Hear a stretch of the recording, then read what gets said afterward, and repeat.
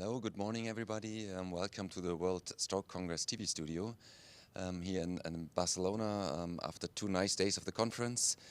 My name is Götz Thomalla. I'm a stroke neurologist from Hamburg in Germany, and we are looking forward to another great day in the conference. But first of all, we will look back at some interesting research, and I'm very happy to be here with 2 honored guests, and I'd like to ask my co-moderator, Xiong, to introduce herself. Thank you, Gus. My name is Xiong, and my English name is Carol. I'm a vascular neurologist from Beijing Tiantan Hospital, Capital Medical University in China. And then we'll ask our guest to introduce himself. Thank you for having me. I'm Amrou Sarraj. I'm a vascular neurologist from Case Western University Hospitals in Cleveland, Ohio. Yes, and Amrou, you presented a very nice analysis yesterday, and we have a lot of questions to you, and I'm happy to discuss. Maybe, Carol, would you like to start? Yes, I found this topic is very important and interesting for the large infarct. I'm quite interested in the intravenous thrombolysis rate in these trials. So do you have any recommendation for the future direction, whether we need to consider the thrombolytics in large infarct? What's your perspective? Sure. Well, we did not do the analysis yet on the synergetic effect, or if there was difference between the patients who get thrombolysis or not. I believe that we all know by the nature of this population having large core infarcts that they did not have a high rate of thrombolysis. Some of these patients may had, at the outside hospital before they, have the large infarct. There was about 20% in the different trials, varied in SELECT2 20%, 28% in the Angel Aspects trial, and around the same rate in Rescue Japan. We'll look into this analysis. The individual trials report did not show harm, so it was safe to give the medication, but we have not done the analysis in terms of difference between the patients who got thrombolysis or not. Well, that's already a very interesting question, but maybe to catch up with our audience, could you briefly describe, you presented a meta-analysis of 6 randomized trials. Just give us an idea of what the data set is, Sure. How many patients, Sure. and what's the key findings. Sure. So this is a major collaborative effort from all the large core trialists who contributed to 6 randomized trials. And there were, in the last 2 to 3 years, trials that naming them is pretty important to the audience and to honor all of the investigators that contributed to these trials. Initially, there was the Rescue Japan limit, followed by the Angel, which is from Japan, followed by the Angel Aspects from China, followed by SELECT2 from the United States, Canada, Europe, Australia, and New Zealand, followed by Tension from Germany largely, with other sites in Canada and other European countries, and followed by LASTE, which is part of an extreme in France and other hospitals in Europe, and followed by TESLA, which is a United States trials. These trialists came together and agreed, as you know, being a significant contributor to that, that it's of vital importance to gather the data. The trials, knock on wood, all showed benefit and treatment effect in the same direction. But there were remaining questions on, the treatment effect estimates were different between the different trials. The measurements of the outcomes were different. The eligibility at entry were different. The imaging modalities used were different. So we wanted to understand better the treatment effect. The second important question is, while these trials showed benefit in terms of shifting patients towards a better outcome, none of the trials was powered to look at these subgroups, important subgroups in practice. How large is large? What is the upper limit? How late is late? Do we stop at 6 hours? Do we stop at 12 hours? Because the trials were different in terms of early window versus 12 hours versus up to 24 hours. What about age? What about aspects? What about core infarct? What about mismatch? So all those were very important questions. These subgroups, that's important to give the practitioners and the patients and the guidelines makers data on so they can design the best for our patients in terms of protocols. So I think that you show that it's really great effort, and you're commended for leading this. And as you mentioned, the subgroups. This is, of course, the major strength of such a big data set, because all the trials, they were largely, they were still limited and small in numbers. Maybe let's take a look at the most important subgroup. Sure, So you mentioned time. Time window is, of course, in stroke, everybody cares about the time window. Sure. The trials had different time windows. Can you say, is it safe in the early, is it safe in the late time window? Are there differences? Absolutely. So the trials, as you mentioned, 3 of them were, actually 4 of them were up to 24 hours, select to Angel Aspects, Rescue Japan Limit, and Tesla. And tension was up to 12 hours, while last day was 6.5 to 7 hours randomization. And so and also they were different on how many patients in each bucket. The nice thing is actually more patients were beyond 6 hours, so this is very important. The safety was in both early and late window, and the excellent thing to find was the treatment effect was almost exactly the same, 1.66 versus 1.6 early versus late window, maintained the treatment benefit. So I believe it's safe in general, without cutting into the subgroups to say that thrombectomy in patients with large cores, low aspects, large core and CT perfusion or MRI are safe to be treated and likely to benefit. And I think that's a key message also, that treatment of large core strokes with thrombectomy and large vessel occlusion is effective no matter of the time window. So it works in the first 6 hours, but also up to 24 hours. I think it's a key message for the audience around the world. Yeah, absolutely. Yeah, may I ask, so how did you bring up this idea to do the IPD analysis, and how can you make it happen? Because so many PIs are together, and you are leading this important work. Well, we are partners in this.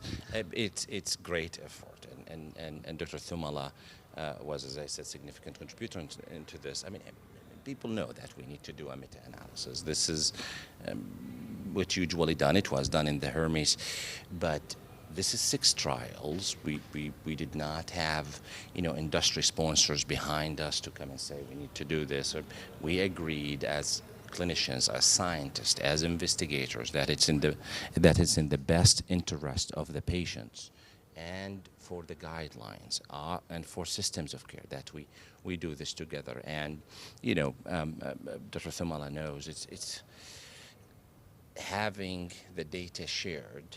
People might think it's simple, just we agree, we push a button and the data gets shared. No, you have to sign agreements. You have to find a statistical team, and we have great support. You have to find a core lab. You have to get it's huge effort, and I am really honored to work with all of these investigators, proud of the effort that they put, communicated with a lot of people via email and phone calls and all of that, and we got together and made it happen.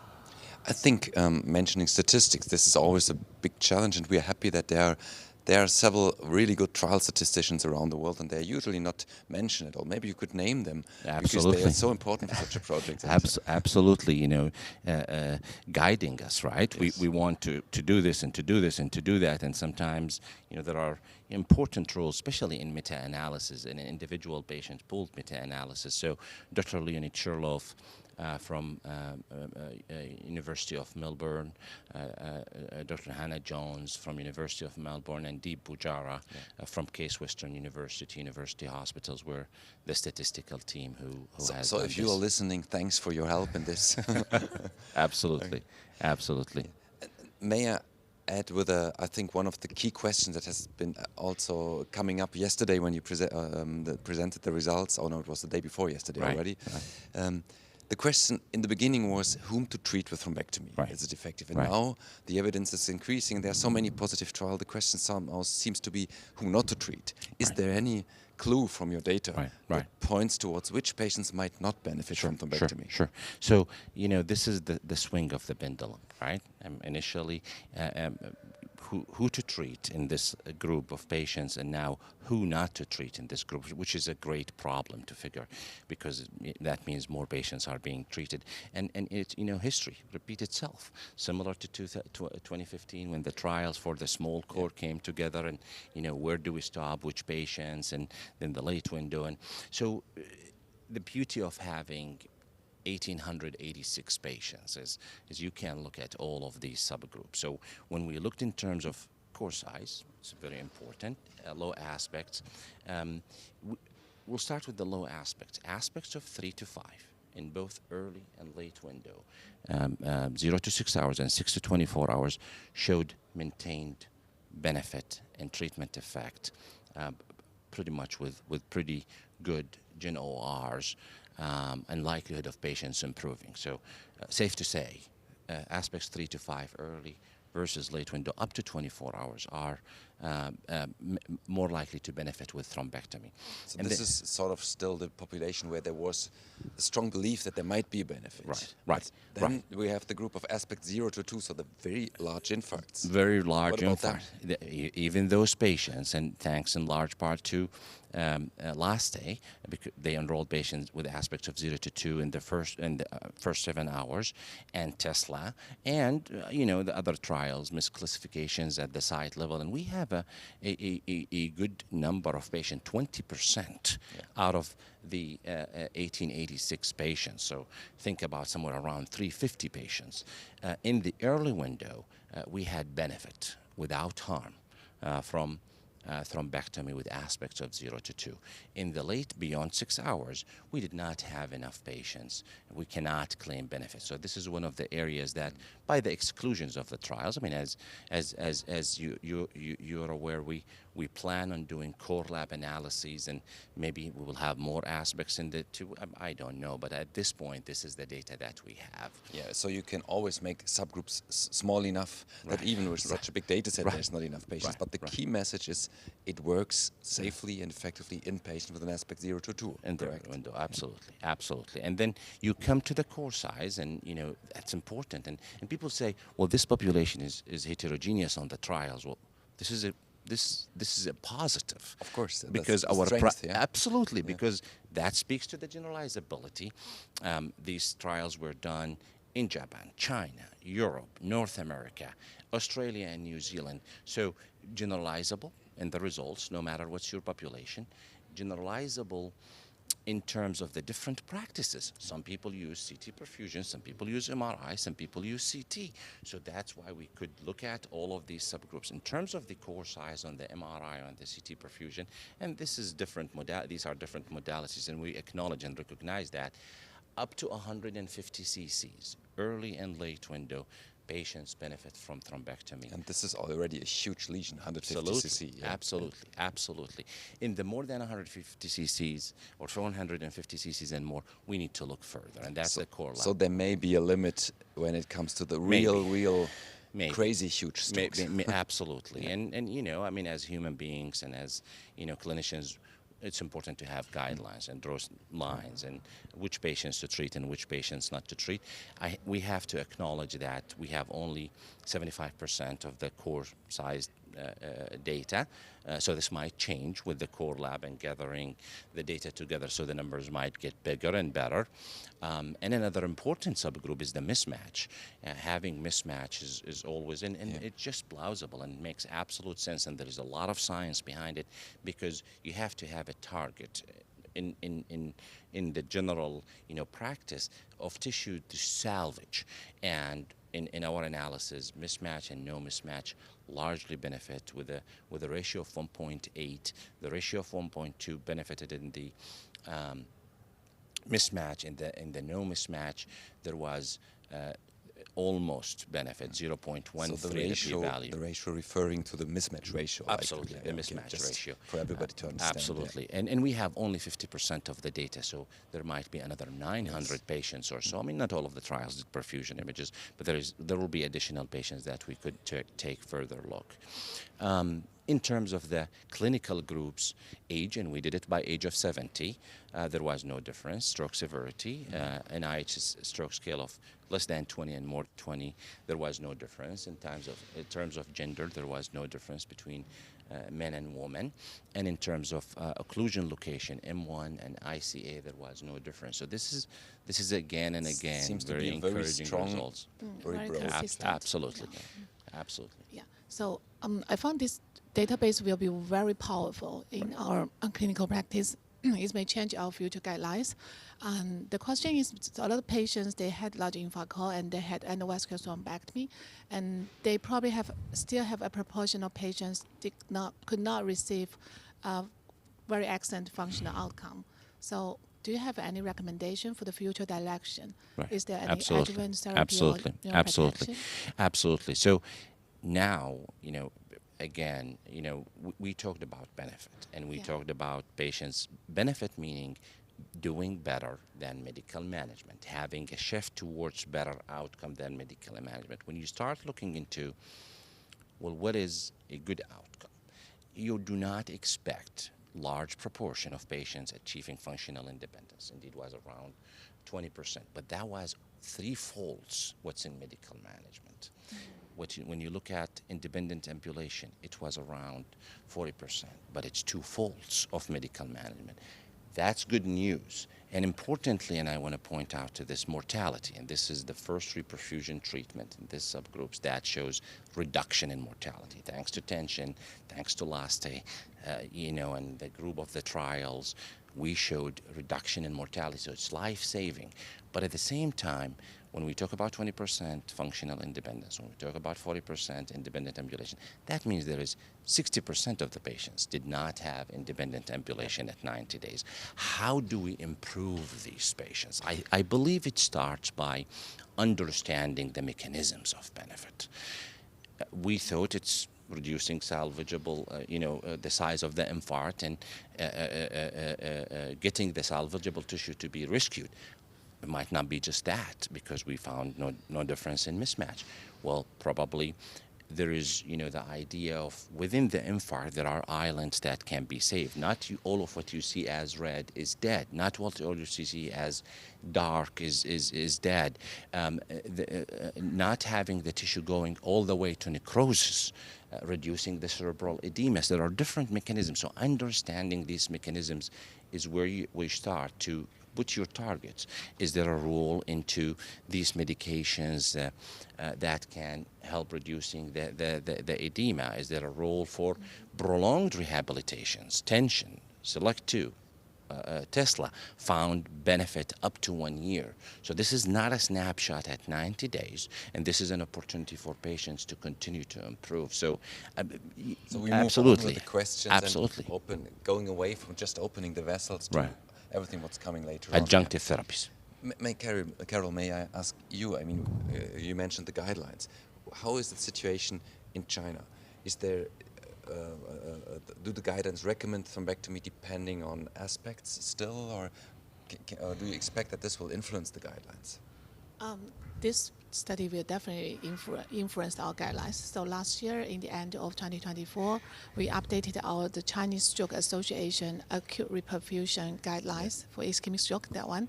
And so we have already lowered the aspect score. Mainly based on the angel aspect study, which was done in China, I guess. Yes, but SELECT2 and tension is also very helpful as well. So if with the IPD analysis, so based on this result, we definitely will update another new guideline. Yeah. Maybe, so I think it's very good you mentioned that, of course, not all patients are doing well. I mean, we can't expect this. This is a very severe condition. It's large vessel occlusion, and the patients already have large strokes. So we cannot expect that all of them are doing fine. So roughly half of them are really either dead or severely disabled. What is your idea? Maybe both of you, a brief answer. What is your idea? Which patients coming with a large vessel occlusion and a big stroke, which patients should we not treat? Absolutely, yeah. I mean, I would say, based on our data, that we saw that, more than 150 or 150 cc's or more appears to be consistently having no benefit, albeit last day in the early window based on MRI, they found benefit more than 150. So we need to look deeper into this data with the core lab. But you think that the real big ones, this might be Yeah, a group where you at very least large think ones, twice. very maybe, large ones, elderly patients. Yeah. Apparently, frailty is real. This is sometimes difficult to grasp in a trial, but I think as clinicians we know these patients where you simply cannot transfer the trial results to. Absolutely. And what do you think, Carol? Do you imagine a group or individual patient which you would be very reluctant to treat with thrombectomy? So the situation is a little bit different in China. So we need to discuss with the patient or the family, and need to have their consent first.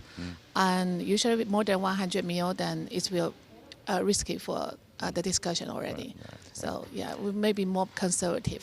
But I think, I think that you mentioned a very important thing. It's about the patient's presumed will also. I mean, people are different, and there may be cultural influences, but also individual influences. And if you can get the patient's presumed will, that's, I think, will, especially in this case, be a very important part of the decision. Yeah, this is a very important point to comment and for the clinicians to hear. If the patients and their family would say, the probability of having them walking at 90 days is low, and I don't want to do that. This is absolutely fine. This is practicing medicine at its best. This is no difference than offering chemotherapy to a cancer patient and opting to go to palliative care. But there is a difference between, as clinicians, us saying, I will not offer you the treatment. That should not happen in patients where we know the chance of benefit, the likelihood of benefit is higher. There's an opportunity probably in China to go up to 150, an opportunity everywhere to go down to 0 to 2, understanding that 0 is worse than 1, and 1 is worse than 2. And the good thing is that with data from these trials, we have the information to give to the patient to make a real good decision. Yeah, personalizing their care based on the available data. So I think our time is more or less over. I would like to thank you. This was a very interesting discussion, interesting data, and we are looking forward to another interesting day at this conference. So I thank you, Amrou. Thank you for having me, and thank you for the World Stroke Organization for this wonderful conference and for bringing clinicians from all over the world to present data that can help more patients. And thanks to you, Carol. Thank you. Great. And thanks to everybody for listening. And we are now looking for the last day of the conference, and see all of you next year in Seoul. Bye-bye.